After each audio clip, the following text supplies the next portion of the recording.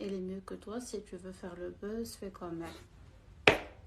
مزيان تحترميني، حيت حق انت ملي ما غتحترمينيش انا ما غنلقى ما ناكل ونشرب وغادي تقطع عليا الاكسجين.